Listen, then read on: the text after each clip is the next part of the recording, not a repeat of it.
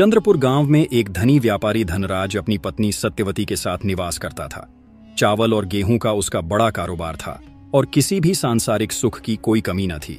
परंतु एक ही अभाव उनके जीवन को अधूरा कर रहा था, वह था संतान का। धनराज ने न जाने कितने वैद्य, कितने तांत्रिक और कितने तीर्थों के चक्कर काटे, पर सब निष्फल रहे।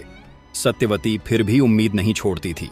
दिन रात ईश्वर से संतान के लिए प्रार्थना करती रहती। धनराज एक दिन थक कर बोला, सत्यवती, लगता है हमें अगले जन्म में ही संतान सुख मिलेगा। सत्यवती बोली, ऐसी बातें मत कीजिए, मुझे पूरा विश्वास है ईश्वर हमारी पुकार जरूर सुनेंगे। धनराज ने चुपचाप सिर झुका लिया। वह हार मान चुका था, लेकिन सत्यवती की आस बाकी थी। प्रार्थना से बचे हुए समय में वह छत पर पक्षियों को दाना डालती और उन्हें निहारते निहारते खो जाती। एक दिन अचानक उसकी छत पर एक मैना पक्षी का जोड़ा आकर बैठा। उन्होंने वहीं घोंसला बनाया। सत्यवती को जैसे एक नई खुशी मिल गई हो। हर दिन वह उन मैना पक्षियों को दाना देती और घंटों उन्हें देखती रहती। समय बीता और एक दिन उस मैना ने अंडा दिया। अब वह जोड़ा रोज सुबह उड़ जाता, खाने की तलाश में, और फिर शाम ढलने से पहले लौट आता। पर उस दिन कुछ अलग था। सत्यवती ने देखा सूरज ढल चुका है, अंधेरा घिरने लगा है, पर मैना पक्षी का जोड़ा अब तक नहीं लौटा।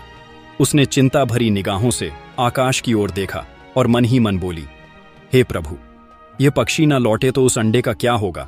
उसे तो कोई देखेगा भी नहीं। सत्यवती ने कई दिनों तक इंतजार किया, पर वो मैना का जोड़ा फिर कभी लौटकर नहीं आया। सत्यवती अब खुद ही उस घोंसले में रखे अंडे की देखभाल करने लगी। वह दिन भर उसे निहारती, जैसे वह अंडा नहीं, उसकी अपनी संतान हो। अंडे में मानो उसकी सारी उम्मीदें बस गई थीं। वो अंडा अब रोज रोज बड़ा होता जा रहा था। हर रात को वह थोड़ा और फैल जाता और उसकी चमक भी बढ़ने लगी थी। सत्यवती को धीरे धीरे इस पर आश्चर्य भी होने लगा और डर भी।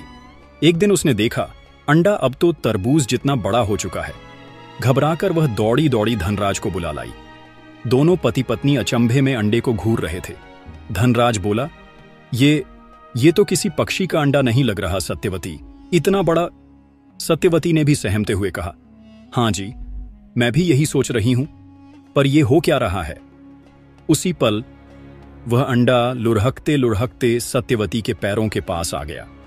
सत्यवती ने डरते डरते हाथ बढ़ाया और जैसे ही उसने अंडे को छुआ, अंडा फूट गया। अंदर से एक नन्ही सी, सुंदर सी, दिव्य आभा से चमकती छोटी राजकुमारी निकली।